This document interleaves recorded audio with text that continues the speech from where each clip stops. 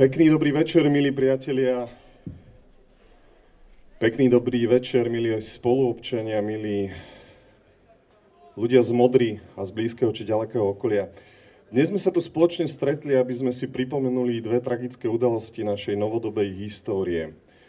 Pred 7 rokmi vyhasli dva nevinné ľudské životy novinára Jána Kuciaka a jeho snúbeničky Martiny Kušnírovej. Ich na objednávku zavraždili. Zničili tak dva nevinné ľudské životy. Vražda novinára postupne rozplietla chápadlá slovenskej mafie v politike. Zo zašifrovanej komunikácie Mariana Kočnera neskôr vyplynulo, že krajinu ovládli oligarchovia, skorumpovaní politici, sudcovia či policajti. Dozvedeli sme sa krutú pravdu, kto v skutočnosti riadi túto krajinu a vládnu moc. To sme už naozaj zabudli na nechutný 1 000 000 eur v keši na stole. Občas mám pocit, že naša krajina trpí krátkodobou pamäťou. Aj preto je dôležité si tieto veci pripomínať, lebo nesmieme zabudnúť, nesmieme. Kvôli Martine a Jánovi jednoducho nesmieme. Aj to sme si aj tu v Modre pred 7 rokmi spoločne sľúbili. No a boli sme to my, občania, ktorí v roku 2018 prinútili zlú a skorumpovanú vládu rezignovať a nadobudli sme pocit, že sme vyhrali a ostatné už ako keby pôjde samé.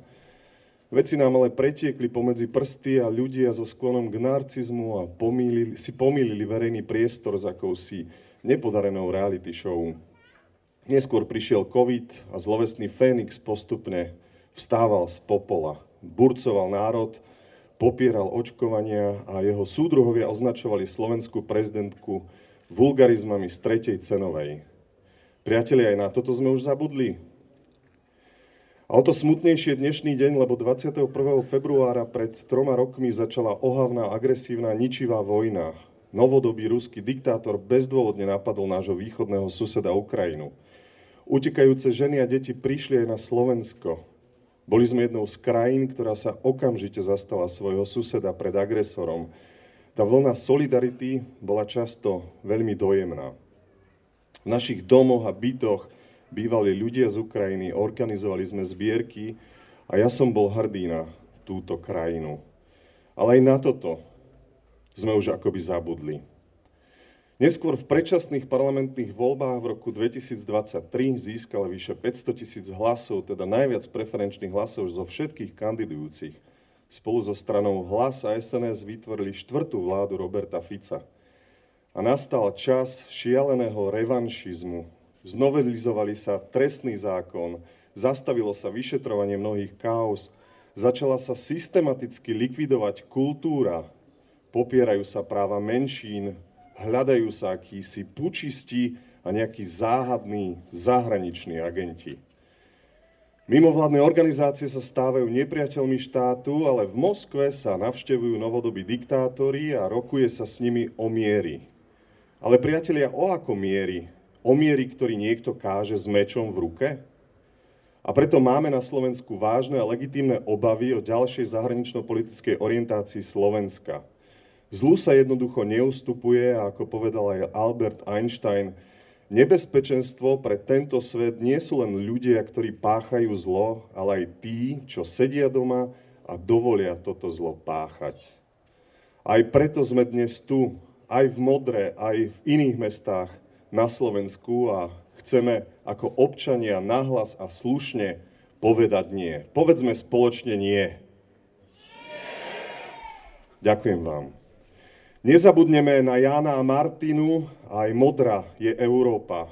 Toto je hlavný slogan dnešného zhromaždenia a je tu dnes s nami aj jeden zo zakladajúcich členov hnutia verejnosti proti násiliu, ktorý okrem iného v roku 1989 spolu s Martinom Bútorom zorganizoval pochod pod heslom Ahoj Európa. Bývalý minister kultúry a poslanec Slovenskej národnej rady, a myslím, že ho už môžeme nazvať aj Modranom, pán Ladislav Snopko.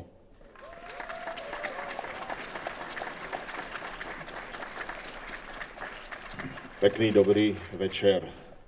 Je nám zima, ale máme dostatok sily na to, aby sme vytvorili nielen teplo, ale aj energiu, ktorá pohne nie len nami, ale aj všetkým okolo nás k tomu lepšiemu, pretože ten mráz, ktorý prichádza z Moskvy, nás nesmie dostať. Myslím si, že to je naším hlavným motom dnešného stretnutia. Dosť bolo mrázu z Moskvy.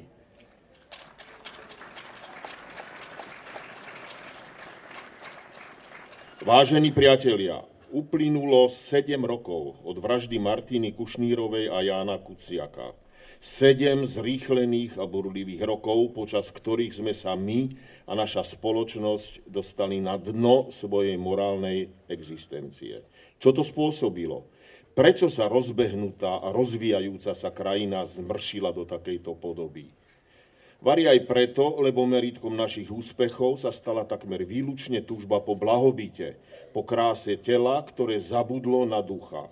Naša spoločnosť zabudla na vzdelanie, na kultúru, na ľudskosť, slušnosť a znášanlivosť nežnej revolúcie. Za tie roky sme si vôbec nevšimli a do hĺbky nášho vedomia a najmä svedomia neprecítili kruté míľniky, ktoré nás do tejto mizérie presne sem doviedli.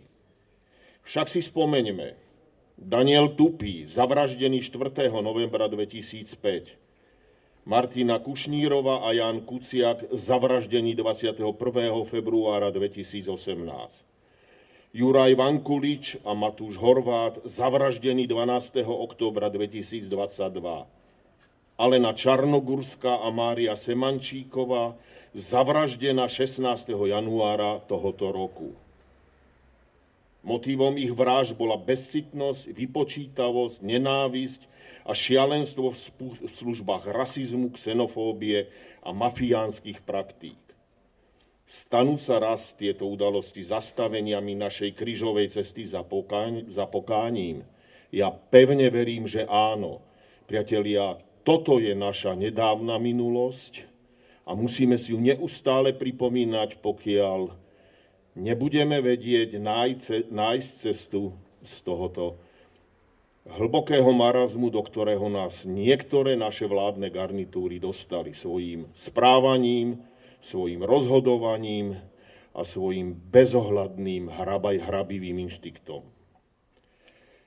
K pitoreskným a príšerným postavám, ktoré pochádzajú z východu a tvorili súčasť nášho detstva, boli Koščej Zlomocný a Karabas Barabas. K ním sa dnes pridružila nová postava, porcelánová bábika so svojou družinou, ktorá sa v kultúre správa ako slon v porceláne. Dupé, má na to dobré topánky a ničí všetko, čo sme za roky vybudovali.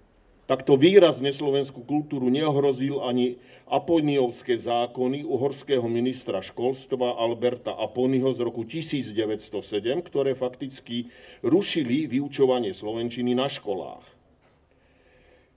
Predchádzalo im zrušenie významnej mimovládnej organizácie, ktorá vtedy stála v ceste. Bola to Matica Slovenská. Súčasná vládna moc, poučená históriou, dnes práve preto chce rušiť činnosť mimovládnych organizácií a ich význam zakázať. Je tu však istý rozdiel. Aponiovské zákony mali zabezpečiť maďarizáciu Slovenska. Čo však chcú zabezpečiť súčasné direktívy Ministerstva kultúry? Na čej strane sú hlúposti, o ktoré sa zasadzujú? Vtedy sme mali všetci hovoriť po maďarsky. Dnes budeme hovoriť síce po slovensky, ale samé hlúposti. Nuž aj toto je jedna z podôb lúzokracie, ktorú na Slovensku tak horlivo súčasní vládni činitelia zavádzajú. Myslím si, že to nemôžeme strpeť. Nie sme hlupáci.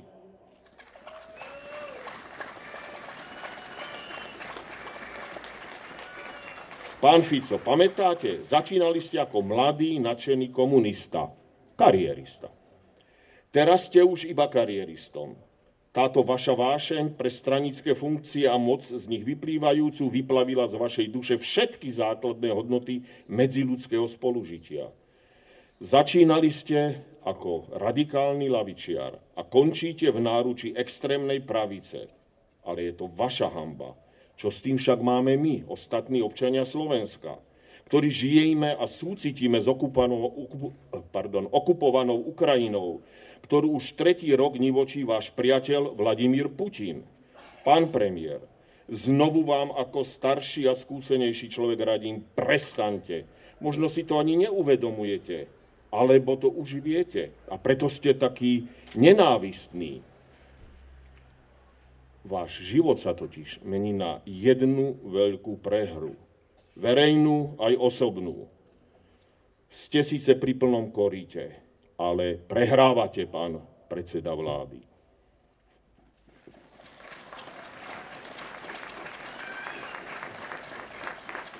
Prehrávate pred našou pamäťou. A to je pamäť občanov a v tomto prípade trvá večne. Vážení priatelia, zhruba pred necelými 5000 rokmi, teda medzi rokmi 2800 až 2600 pred Kristom, vznikla na ostrove Kréta minojská civilizácia, ktorá začala budovať základy pre vznik antického Grécka, kolíšsky demokracie. Po nej niekedy okolo roku 1750 pred Kristom prichádza mykenská kultúra, ktorá sa predstavuje prvou fázou vyspelej gréckej civilizácie, ktorá vrcholí roku 590 založením klasickej antickej civilizácie. Po starovekom Grécku prichádza antický Rím, po ňom Franská ríša, prvý veľký západoeurópsky štátny projekt. Jej partnerom sa stáva vďaka múdremu svätoplukovmu rozhodnutiu aj Veľkomoravská ríša. Územie Slovenska, a teda aj my Slováci, sme trvalou, teritoriálnou aj duchovnou súčasťou západokresťanského spoločenstva. Krajín s rovnakou kultúrou aj svetonázorom, vzdelaním aj ekonomickou orientáciou a dnes už aj vojenskou spolupatričnosťou. A tu zrazu mediálnym podfúkom začiatkom 3. storočia, tisícročia nášho veku, prichádza k moci tlupa nenažratých hlupákov, ktorá chce celý tento vývoj zrušiť. Sú tak hlúpi, že ani netušia, ako ich vlastná nenažranosť pripraví o všetko, po čom tak bezbreho túžia. Áno, priatelia, sme svedkami vzniku globálnej digitálnej luzokracie. Mr. Putin, taváriš Trump, chodte preč.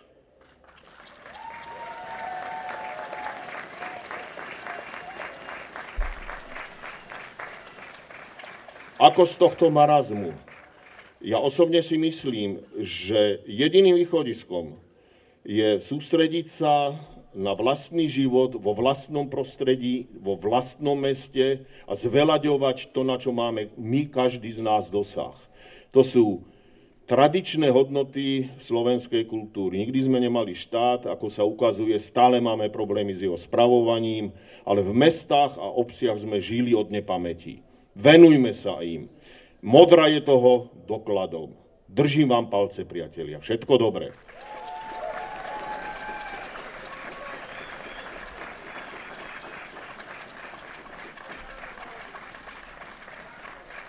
Ďakujem veľmi pekne Ladislavovi Snopkovi za jeho slova aj za to, že dnes prišiel do Modry na toto zhromaždenie. Áno, toto je naše mesto. Modru si nedáme, my nikam neodchádzame. Priatelia, nech sa páči, ak máte chuť, pokojne prístupte aj bližšie. Toto je občiansky protest, takže môžete aj prejaviť vaše emócie a čokoľvek, čo uznáte za vhodné. Ale samozrejme slušnou formou. Doba sa naozaj akoby vymkla z kĺbov, celý demokratický svet, ako sme počuli, prežíva veľkú krízu. Rusko aj Spojené štáty dnes rokujú o miery bez Ukrajiny a Európskej únie. Moc preberajú populisti, biznismeni, diktátori a maligní narcisti. História nás často učí, ako neopakovať chyby minulosti, ako sa z histórie poučiť a občas aj nedopustiť, aby sa opakovala. Ako napríklad v prípade Mníchovskej dohody, ktorá je často charakterizovaná aj slovami o nás bez nás. Milí priatelia, som veľmi rád, že naše pozvanie dnes prijal aj historik a profesor pán Miroslav Lisý.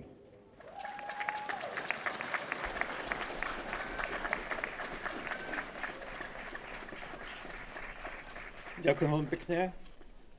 Vážené modranky, vážení modrania, ctení hostia. Dnes je 21.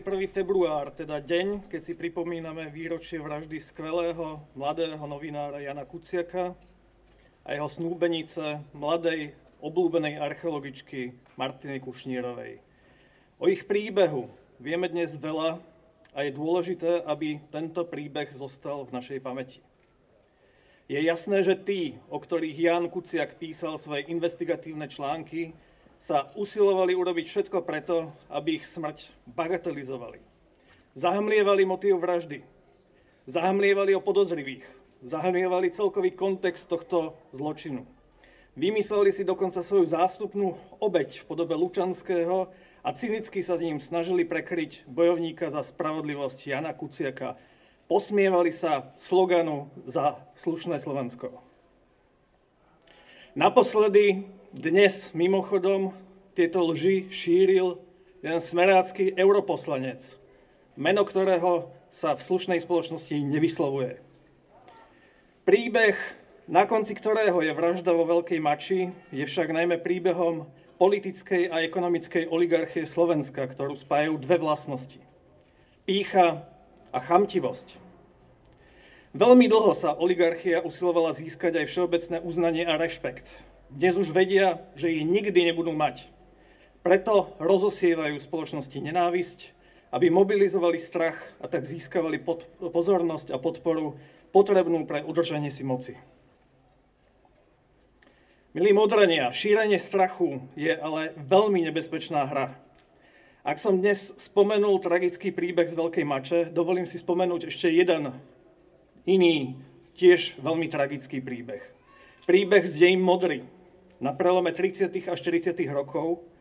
Aj vtedy hnacou silou dejín bola pýcha, chamtivosť a nenávisť.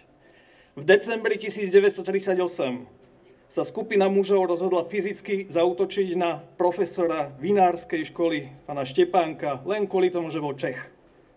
Slovne zaútočili na českých študentov i na profesora učiteľského ústavu Václava Kolouška. O niekoľko mesiacov neskôr museli títo českí profesori Modru opustiť. O mnoho tragickejší osud postihol modranských Židov. Zo 44 modranských Židov zostalo po transportoch v meste len 7. Najznámejším modranským pamätníkom na toto smutné obdobie nenávisti je pozemok po obchodníkovi Jakubovi Grunwaldovi na Kráľovej. Tento pamätník dokonale pripomína prázdne miesto, ktoré po ňom, po jeho rodine a ďalších desiatkách modranských Židov zostalo. Ale tak sme si mysleli, že porážkou fašizmu v roku 1945 fašizmus prehral definitívne. Ukázalo sa, že to ani náhodou nie je pravda. V roku 2016 sa fašisti po viac než 70 rokoch vrátili ako organizovaná politická strana do slovenského parlamentu. Šokujúce je, ako ich politickú taktiku, slovník a čoskoro aj program začali prijímať za svoj aj ostatné strany. Predovšetkým však naša údajná slovenská sociálna demokracia.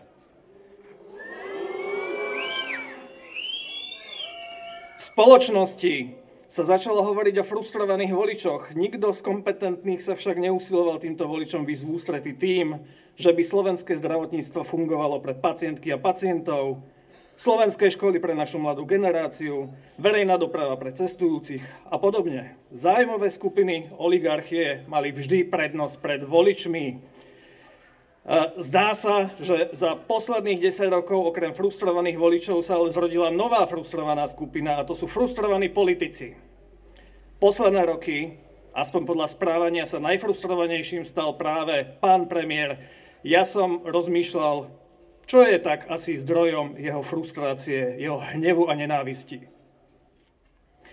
Pravdou je, že za posledné roky svojho vládnutia ukázal dve veci. Tou prvou, a to musíme uznať, vie vyhrávať voľby.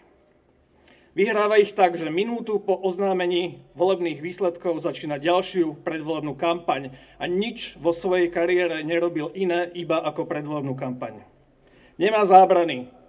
Žiaden nástroj mu nie je cudzí. Od chrumkavého lídra z roku 2012, ktorý sľuboval istoty, sa premenil na pomstychtivého hulváta a patologického klamára, akým je dnes. Čo je však horšie,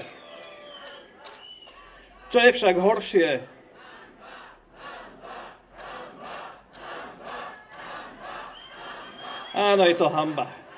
Je to jeho hanba. Čo je ale ďaleko horšie, je, že túto vlastnosť vyhrávať voľby kombinuje s tým, že absolútne nevie vládnuť. Vládnutie to nie je pretrčanie sa na nejakých pohodlných zhromaždeniach MDŽ alebo natáčanie videí z predražených hotelov. Vládnutie to je správa vecí verejných. Zo všetkých premiérov na Slovensku, ktorí vládli trochu dlhšie, tento súčasný presadil najmenej dôležitých zmien v našom verejnom sektore. Potom, ako ani doteraz nie je dostávaná diaľnica do Košíc, najvýrečnejší symbol jeho neschopnosti, potom, čo ho už dávno nezaujímajú inovácie v školstve a reformy zdravotníctva, môžeme povedať, že jediný trend, ktorý premiér zo svojich 14 rokov vládnutia prehlbí na Slovensku, je zaostávanie za zahraničím. Nie divu, že je frustrovaný. Ja asi tiež. Vážené občianky, dosť bolo Fica.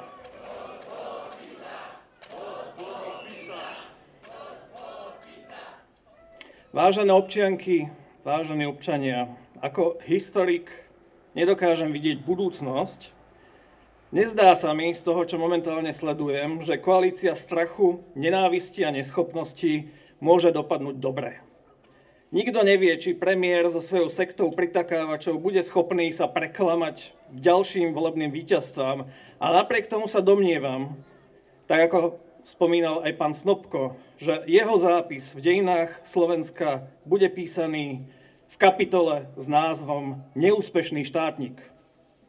Na začiatku tejto kapitoly bude parafrázovaný rímsky historik Tacitus s výrokom: všetci by si o ňom mysleli, že by bol zručným politikom, pokiaľ by sa nikdy nebol dostal k moci.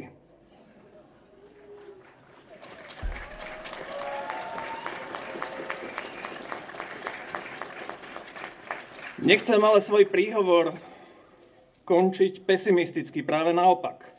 Nádejou mne osobne sú predovšetkým mladí ľudia po celom Slovensku. Mobilizácia verejnosti po celom Slovensku a zároveň vedomie, že dnešná koalícia strachu a neschopnosti už nemá mandát a potenciál zapojiť do svojich služieb nikoho iného, len ďalších neschopných a smiešných ľudí, ktorí sa nedokážu živiť poctivou prácou. Demokratickými prostriedkami táto sekta nemôže zostať pri moci dlho.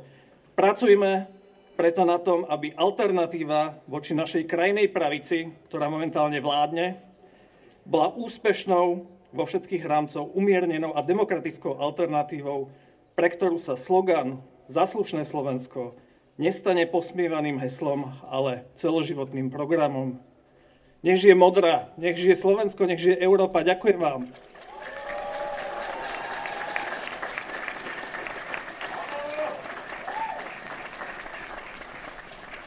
Ďakujeme veľmi pekne historikovi a profesorovi Mirkovi Lisému za jeho prejav.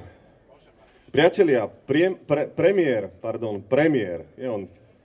bohužiaľ, tejto krajiny nedávno vyhlásil, citujem: použitie ruskej vojenskej sily bolo porušením medzinárodného práva. No a v zápäti dodal, že Rusko malo vážne bezpečnostné dôvody na takýto postup. Koniec citácie. A to sú, pán premiér, aké dôvody? Pýtam sa, aké sú to dôvody? A neskôr, keď Rusko nadobudne pocit, že vážne bezpečnostné dôvody sú aj v Poľsku, v Litve, v Estónsku či na Slovensku, tak napadne aj tieto krajiny? To myslíte naozaj vážne? Ani mladým ľuďom nie je ľahostajné, kam sa unáša tento štát. A teraz sa vám prihovoria mladí a odvážni študenti Matilda Pašková a Oleg Lisý.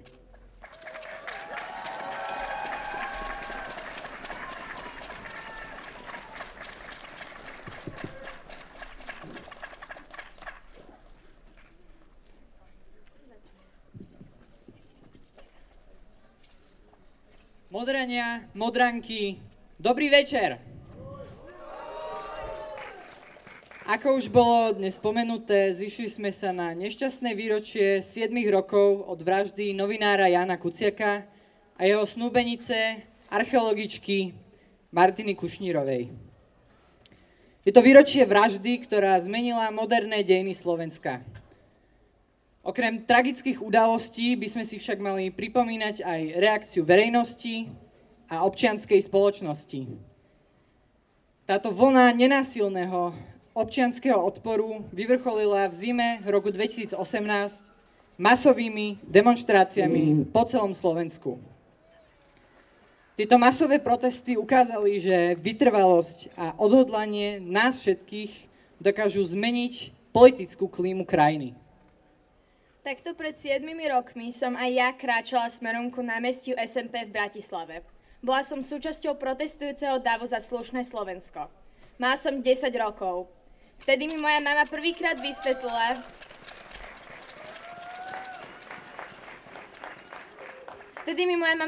vysvetlila, význam slova korupcia, lebo to je realita. Politické vnímanie majú aj 10-ročné deti, ktoré počúvajú kritiku na svojich politikov od malička. 7 rokov po vražde sa však požiadavky z týchto protestných zhromaždení zdajú byť stále rovnako aktuálne. Situácia v krajine sa navyše dramaticky zhoršila. Slovensko stagnuje a masovo ho opúšťajú mladí ľudia. Po voľbách roku 2023 bojujeme navyše s novými hrozbami. Sektory spravodlivosti, kultúry a životného prostredia sú pod palbou nominantov vládnych strán, ktorí ničia posledné náznaky slobody v týchto rezortoch. Aby toho nebolo málo, slová a činy niektorých vládnych politikov naznačujú, že majú za cieľ nás odtrhnúť od spoločnej európskej rodiny, ktorú sme sa roky snažili budovať.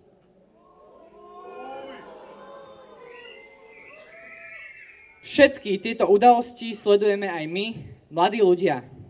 Cítime, že naša krajina sa uberá zlým smerom a čoraz menej z nás si na Slovensku predstavuje svoju budúcnosť. V našej krajine sa pre mladých ľudí odchádzanie zo štátu stáva čoraz populárnejšou témou. Mladí ľudia odchádzajú, lebo pre budúcich lekárov zostať môže znamenať, že sa im nebude dostávať rešpektu od svojej vlády. Odchádzajú, lebo pre budúcich učiteľov zostať môže znamenať, že nebudú mať peniaze na bývanie. Odchádzajú, lebo pre mladých novinárov zostať môže znamenať, že ak povedia pravdu, riskujú svoj život.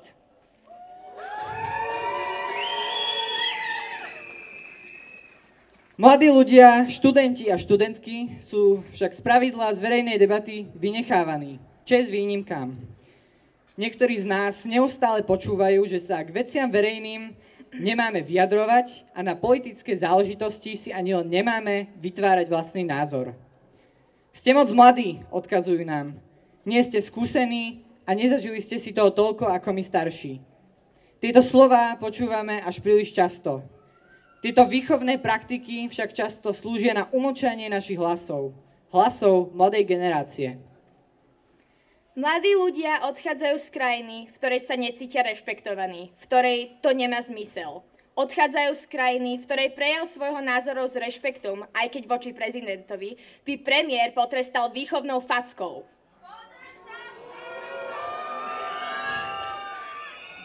Ale ako keby zabudol na to, že práve on skandoval pred prezidentským palácom, keď prezidentkou bola Zuzana Čaputová.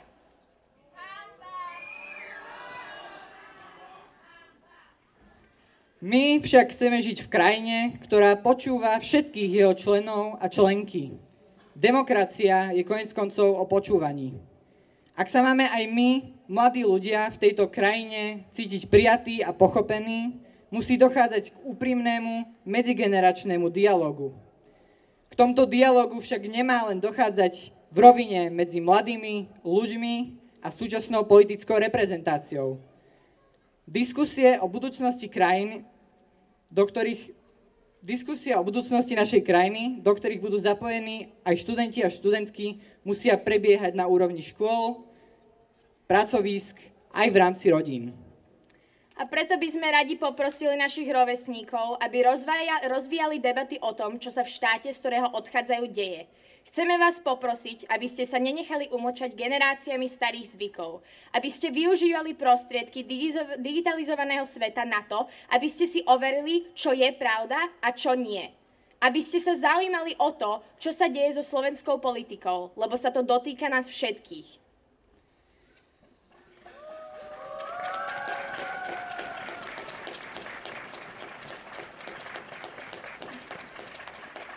Vyzývame aj príslušníkov starších generácií, našich rodičov, starých rodičov, učiteľky a učiteľov, aby sa nebáli s mladými ľuďmi viesť otvorené a úprimné diskusie o súčasnej situácii na Slovensku. Pýtajte sa na názor vašich detí, vnúčiek a študentov. A vás, vážená koalícia, by sme radi vyzvali, aby ste neignorovali a nepotlačili prejavy mladých ľudí tejto krajiny. Ak si na to samozrejme trúfate.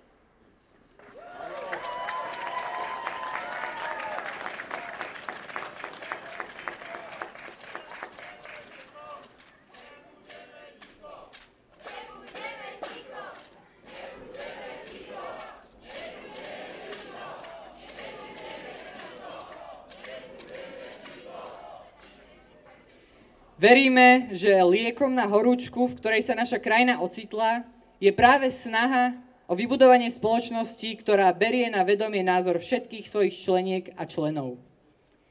Na záver by sme radi poďakovali všetkým, čo si dnes s nami prišli pripomenúť spomienku Jána a Martiny. Dnes nám organizátorstvo dalo možnosť vystúpiť a vyjadriť, čo pre nás znamená byť mladými ľuďmi na Slovensku. A za to sme nesmierne vďační. Dúfame, že hlas mladých ľudí bude znieť vo viac a viac mestách po celom Slovensku, lebo my máme čo povedať. A ak nám dáte možnosť, my nebudeme ticho. Ďakujeme. Ďakujeme.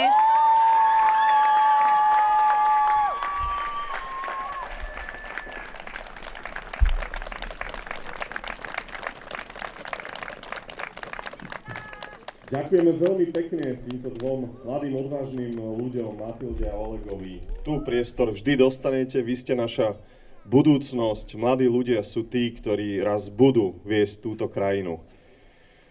Tá súčasná vládna garnitúra naozaj valcuje demokraciu a právny štát, normalizujú inštitúcie naprieč krajinou, devastujú kultúru, ničia životné prostredie, lebo si myslia, že im prejde všetko. Ale nahliadnime opäť trošku do histórie. Medzi autorov Martinskej deklarácie patril aj Samuel Zoch, člen Slovenskej národnej rady, kňaz, politík a prvý bratislavský župan, ktorý sídlil tu u nás v Modre. Deklarácia slovenského národa prispela ku vzniku Československa, republiky, ktorá bola pýchou a akousi výkladnou skriňou demokracie vo vtedajšej Európe. Sme hrdí na týchto predkov. Už vtedy bola Modrá pevnou súčasťou demokratickej a vyspelej Európy. No a teraz pozývam k sebe poslanca Mestského zastupiteľstva a vinára pána Petra Jurana.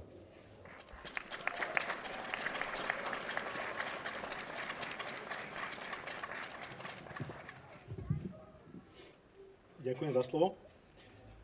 A ďakujem vám všetkým, že ste prišli. Pôvodne som vám chcel všetkým zaželať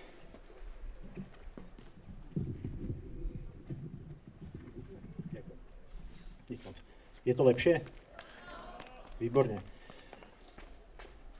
Pôvodne som vám chcel všetkým zaželať príjemný, dobrý večer, ale žiaľ, on nemôže byť príjemný, tak iba dobrý.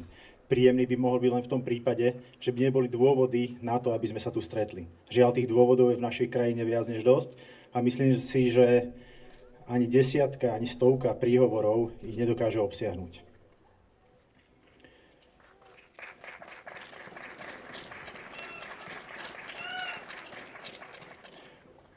Myslím, že sa nebudem mýliť, ak poviem, že s výnimkou dnešnej revolúcie a výnimkou vlny protestov po ohavnom čine, ktorého smutné výročie si dnes pripomíname, naša krajina takú masívnu vlnu protestov, aká je tu teraz, ešte nezažila.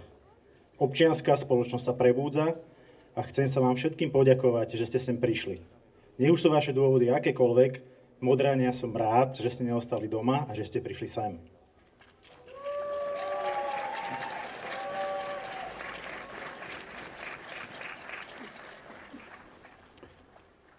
Niektorí ma možno poznáte, tí, ktorí ma nepoznáte, tak ako Janko povedal, som vinár, zároveň som aj poslanec Mestského zastupiteľstva. Tu by som chcel zdôrazniť jednu vec, že som nezávislý, nie som členom žiadnej politickej strany, nie som nikde organizovaný. A zároveň musím povedať, že nereprezentujem názor všetkých modranských vinárov a taktiež určite nereprezentujem názor celého Mestského zastupiteľstva. Som tu sám za seba, ako občan zo svojej vlastnej iniciatívy. Prišiel som vyjadriť svoje vlastné osobné postoje a hodnoty. Raz sa ma jeden môj dobrý priateľ spýtal, že pri takej podobnej príležitosti, že aká je tu teraz, že či mi to stojí za to. Ja som na to odpovedal, že áno, že stojí mi to za to. Že mi stojí za to nebyť ticho, keď vidím, že sa deje niečo, s čím nemôžem súhlasiť. Keby sa ma spýtal, že prečo to robím, tak by som mu odpovedal citátom Dostojevského: ľudia sa boja, že všetko stratia, tak mlčia. Nakoniec všetko stratia, lebo mlčali.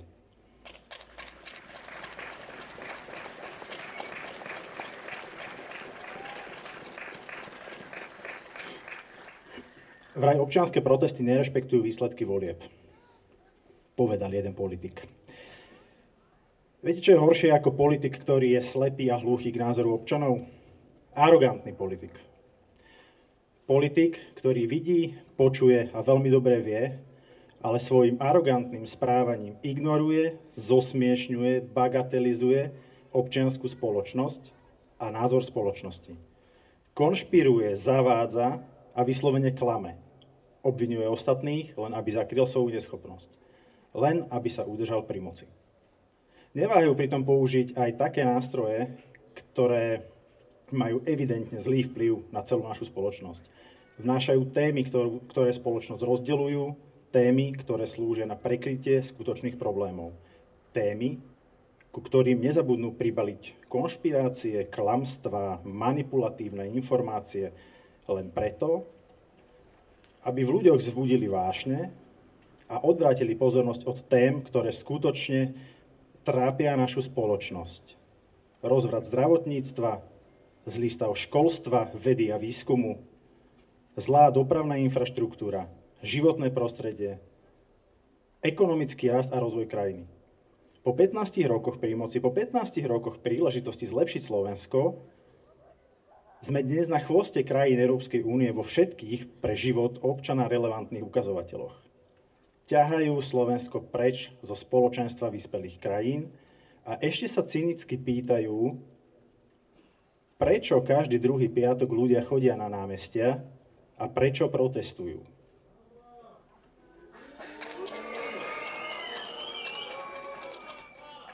Tá arogancia vládnych politikov, ich opovrhovanie občianskou spoločnosťou je nehorázna. Počúvame ich predstavy o silnom sociálnom štáte, niekomu by napadlo, že po takom vzore severských krajín, ale ako si zabúdame na to, že kvalita, úroveň, sebareflexia, morálka a etika politických elít v týchto severských krajinách je na stovky svetelných rokov vzdialená od mentálneho sveta našich sociálnych demokratov a sťaby národňarov. Politik so sebareflexiou, keď urobí prešľap, tak odstúpi. Odstúpi sám od seba. Hanba mu nedovolí pokračovať ďalej. U nás, tu keď politik zramuje semafor, ujde z miesta nehody, tak ho ešte zakryjú. Ešte povedia, že to je OK. Alebo čo je ešte horšie, keď je niekto policajný prezident a za jeho pôsobenia polícia lustruje novinárov, informácie odovzdáva ľuďom s väzbami na podsvete, tak za odmenu sa stane podpredsedom parlamentu a aby fraške bola nasadená koruna, z jeho syna urobia šéfa tajnej služby.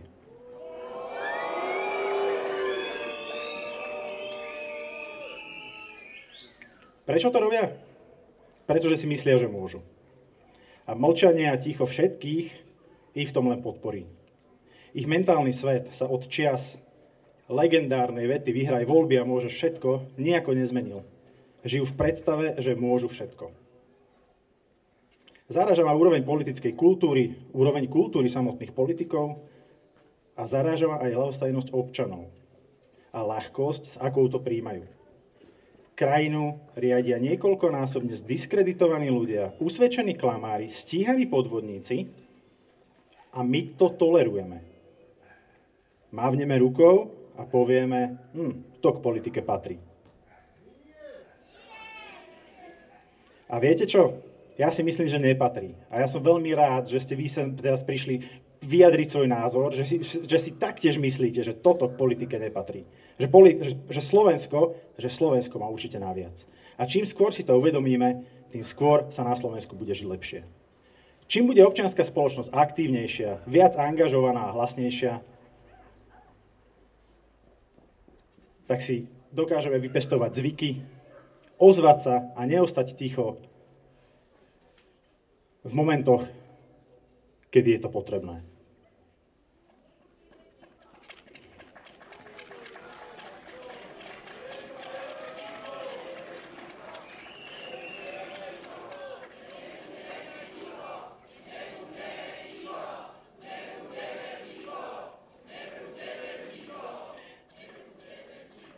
A práve hlas ulice dokáže nečestným politikom zmariť ich záujmy, ktoré sú v rozpore s väčšinovým záujmom obyvateľstva.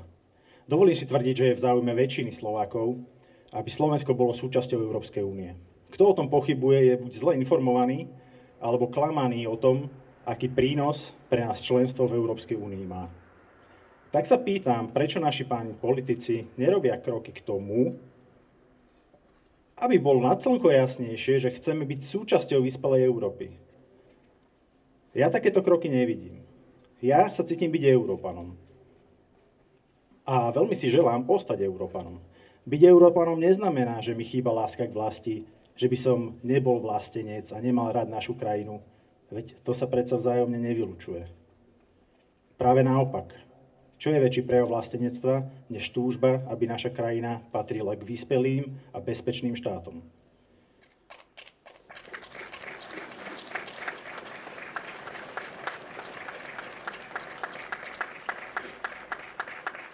Vládne strany svojimi vyjadreniami stále viac a viac kazia vzťahy s partnermi v Európskej únii. Tvrdia síce, že nechcú vystúpiť z EÚ, ale v tak kritických časoch, aké teraz žijeme, svojou aktivitou nejako neprispievajú k súdržnosti Európy. Práve naopak. Diverznými akciami nášho premiéra nás odstavujú na druhú vedľajšiu koľaj. Strata dôvery k našim politikom ešte nikdy nebola zreteľnejšia. Želám si, aby Slovensko bolo pevnou súčasťou Európskej únie, ale nielen geograficky, ale aj mentálne.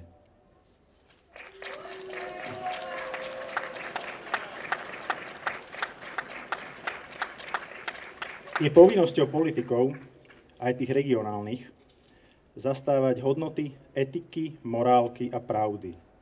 A pokiaľ sa v spoločnosti dejú veci, ktoré tento koncept narúšajú, ozvať sa, nebyť ticho. Tým dávajú najavo spoločnosti, okruhu svojich sympatizantov, že v zlomových okamihoch sa vedia jednoznačne postaviť na stranu morálky, nehambia a neboja sa verejne prezentovať svoje názory a postoje.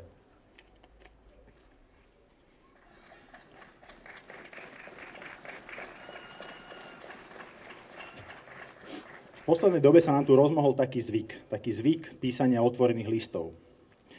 Rôzne profesné organizácie, skupiny ľudí z oblasti psychológie, psychiatrie, školstva, kultúry píšu listy a v stručnosti každý chce to isté, aby premiér a predstavitelia vlády prestali polarizovať spoločnosť, starali sa o krajinu v prospech jej obyvateľov a neohrozovali a nespochybňovali naše postavenie v Európskej únii a NATO. Myslím si, že sme dospeli do bodu, kedy by ani samosprávy nemali ostať ticho. Pochopiteľne, nie každý vidí veci rovnako.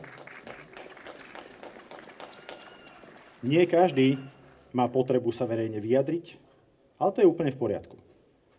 Ale je tu aj skupina predstaviteľov samospráv, ktorí zatiaľ mlčia. A zatiaľ mlčia najmä z dôvodu strachu. Strach je veľmi silná emócia a autokrati veľmi radi strašia. Avšak nemôžeme dopustiť, aby strach ovládol našu spoločnosť. Je nemysliteľné, aby strach zväzoval ľuďom ústa, aby im bránil vyjadriť svoje názory, postoje, hodnoty. Nie je správne, aby predstavitelia samospráv mlčali, báli sa verejne vyjadriť svoj kritický názor smerom k vláde, len preto, že majú strach, aby ich mesto alebo obec nebola perzekuovaná v podobe odmietnutia financovania projektov, prípadne šikanózneho výkonu kontrol zo strany štátu. Samospráva je najbližšie k občanovi a preto si myslím, že by obyvatelia mesta a obce mali poznať postoje, názory a hodnoty volených zástupcov. Neskrývať sa za mlčanie. Ak budeme politiku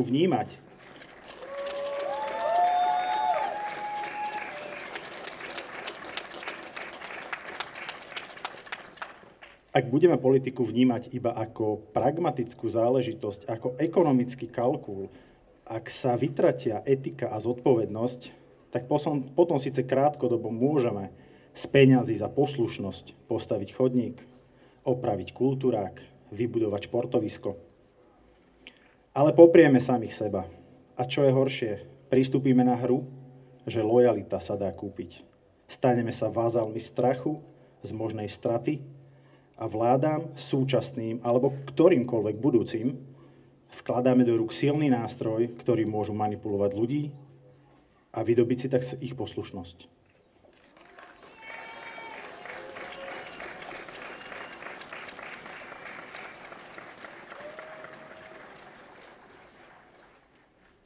Všetkým vám ešte raz veľmi pekne ďakujem za to, že ste sem prišli, za to, že ste prišli slobodne vyjadriť svoj názor a som veľmi rád, že toto zhromaždenie je zatiaľ veľmi pokojné. Ešte pekný večer.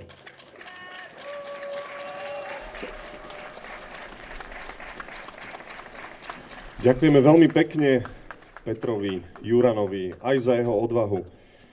Naša spoločnosť je už dlhé obdobie rozdelená, rozhádaná, ako nedávno v jednom článku povedala aj herečka Táňa Pavlofová. Už sa ani nerozprávame a nepočúvame navzájom. Ale ku kresťanským cirkvám sa na Slovensku hlási takmer 70% obyvateľov. Zákon týkajúci sa medziľudských vzťahov je v kresťanstve naplnený v jednej jedinej vete a hovorí: milovať budeš svojho blížneho ako seba samého. Prečo sa toto v našej spoločnosti vytratilo? Kde sa stala chyba? Prečo v nás zvíťazilo zlo, nenávisť? A prečo sa správame k sebe tak vulgárne? Milí priatelia, privítajme teraz, prosím, zborovú farárku Evanjelickej cirkvi Augsburského vyznania tu na Modre, pani Evu Oslíkovú.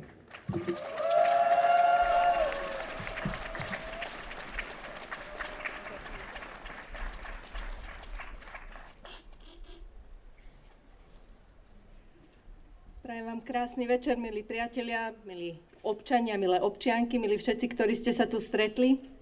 Ja ďakujem organizátorom za pozvanie a som si uvedomila, že tu napriek tomu, že tu zaznelo 70% obyvateľstva na Slovensku sa hlási ku kresťanským cirkvám. Ja reprezentujem jednu z tých menšín v rámci toho celého, ale som vďačná Pánu Bohu za to, že napriek tomu môžem reprezentovať tých, ktorí ešte stále v tejto spoločnosti hovoria o tom, že existuje niečo, o čo sa môžeme oprieť, keď sú časy zlé. A časy sú zlé veľmi často. My ako farári, farárky to čítame v tej Biblii a nielen, iní to čítajú v iných knihách. Je dôležité, aby sme ako ľudia vedeli rozumieť tomuto svetu a vedeli rozoznávať to, čo je správne a nesprávne a vedeli sa k tomu postaviť a vyjadriť. A Biblia nás k tomu vyzýva. My z Biblie čítame, že sme pozvaní k slobode, sme pozvaní a pozývaní, vyzývaní k tomu, aby sme zápasili s nespravodlivosťou, s neprávom, aby sme bojovali za spravodlivosť a za to, čo je dobré. A je dobré, že tu môžete aj vy dnes stáť, lebo chcete za niečo také dobré a spravodlivé zápasiť. A vďaka Bohu za vás.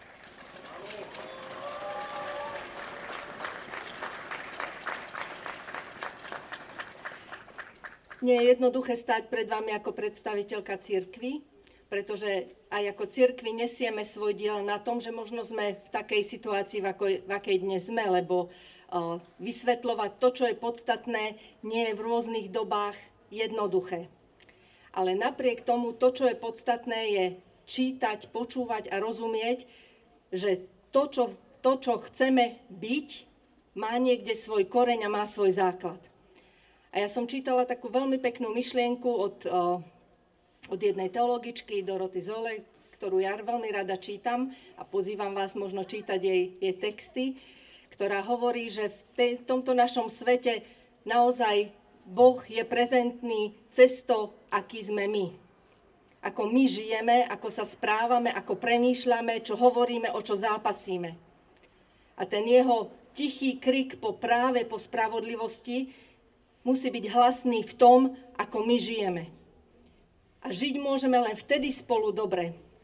A bola tu otázka, že čo sa s nami stalo, prečo sme takí, akí sme. Často nás zmáha strach, bolesť, zmáha nás všelijaké sebectvo alebo obavy a potom vieme byť na seba veľmi zlí. A nie je to ospravedlnenie. Sú ľudia, ktorí dokonca vedome robia zlo a to je nesprávne a proti tomu treba kričať a zakročiť a postaviť sa. Vždy znovu. Ale vždy znovu treba hľadať pre každého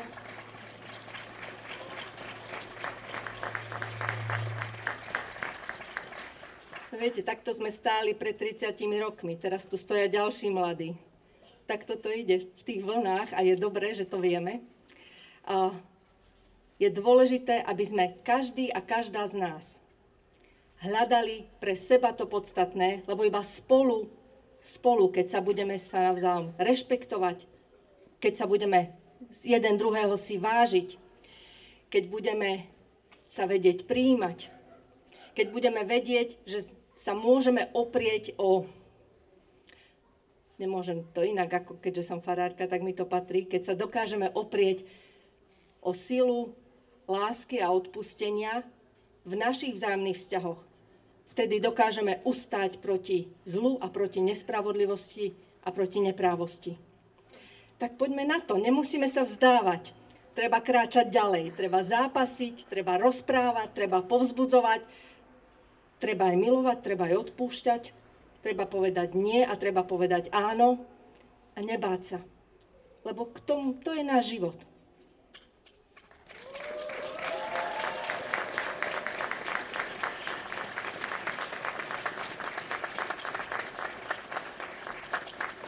Takže ako nemodranka vám, milí modrania, hovorím, nezabúdajte na tých, ktorí tu boli pred vami, pozrite na to, za čo zápasili, čo bolo pre nich dôležité. A ustojte to vo vašich vlastných životoch, v rodinách, v spoločnosti a všade, lebo politika, spoločnosť, viera sa týka nás všetkých. Dáme to, aj tentokrát to dáme.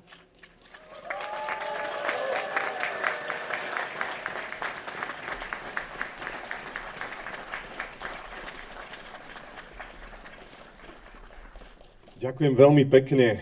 To bola evanjelická pani farárka Evka Oslíková. Keď rodič príde o svoje milované dieťa tak násilným a podlým spôsobom, keď sa nevie dovolať spravodlivosti, keď cíti stále väčšiu a väčšiu bezmocnosť a napriek tomu nestráca odvahu, silu a bojovnosť.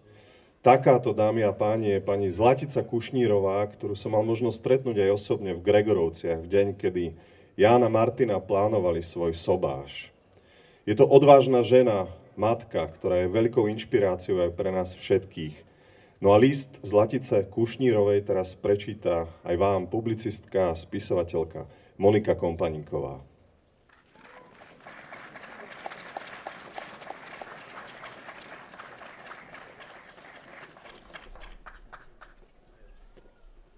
Dobrý večer, Modra.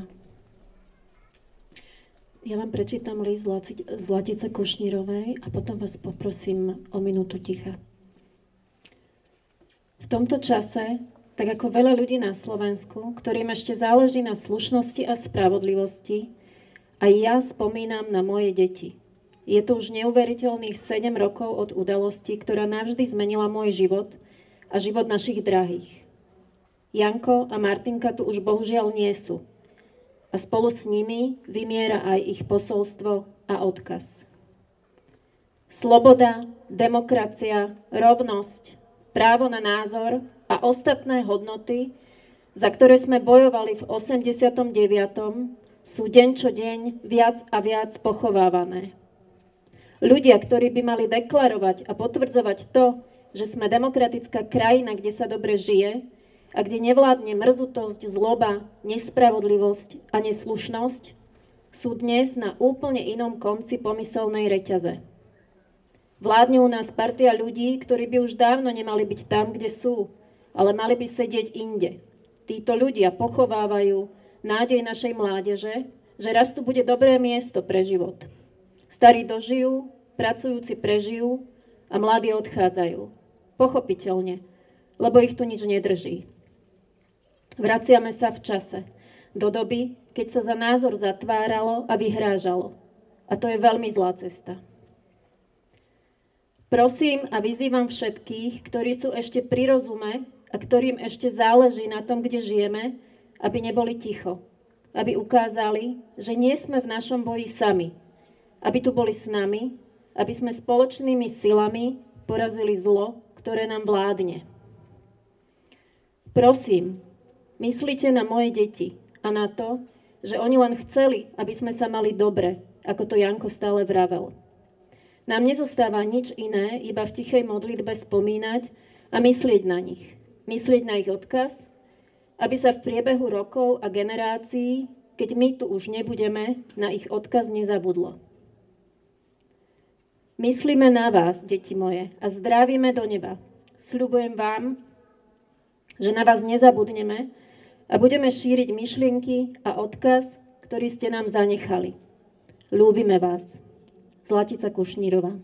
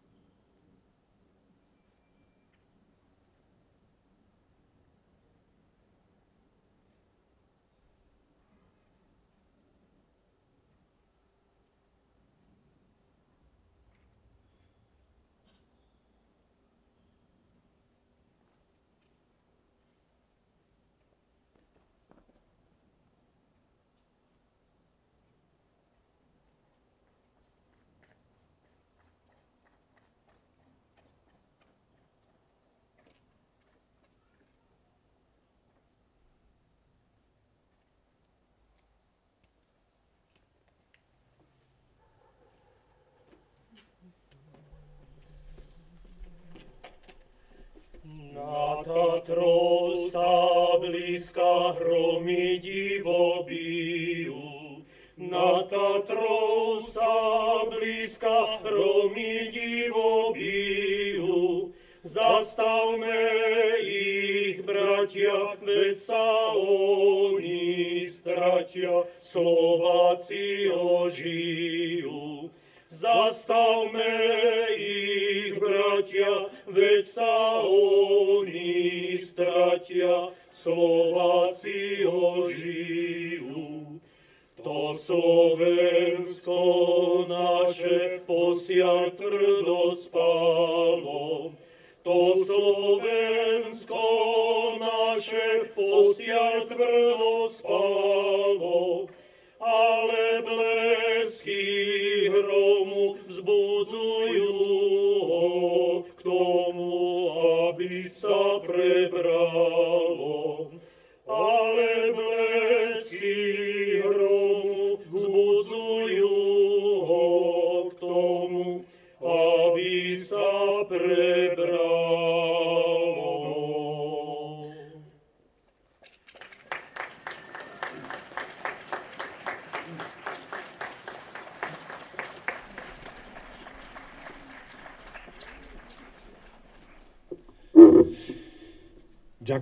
Ďakujeme spevákom z Ad una corda, konkrétne Jurko Ilavský, Andrej Matiešovský a dirigent Marian Šípoš, ktorí nám zaspievali štátnu hymnu, ktorá je v tejto verzii oveľa krajšia.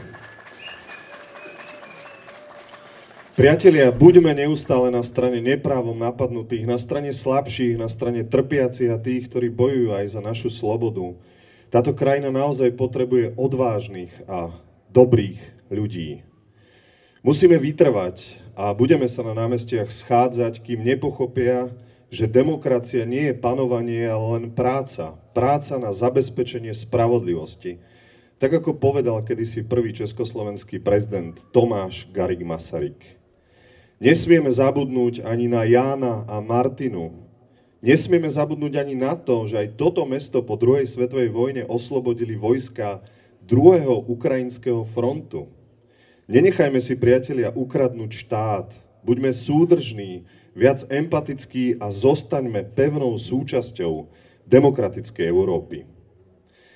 Ďakujeme vám všetkým, že ste dnes na toto zhromaždenie prišli, veľmi si to vážime. Ďakujeme všetkým dobrovoľníkom a občianskym aktivistom z platformy Modra spolu, ktorí pre vás toto zhromaždenie pripravili. Takisto ďakujeme našim kolegom z organizácie Mier Ukrajine a Zaslušné Slovensko.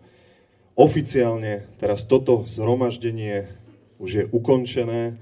Ak máte chuť, tak v klube Za oponou v Kultúrnom centre na vás čaká aj koncert mladých slovenských kapiel, tak vás srdečne pozývame. No a nezabudnime, priatelia, že my občania máme veľkú silu. Majte ešte pekný večer. Dovidenia.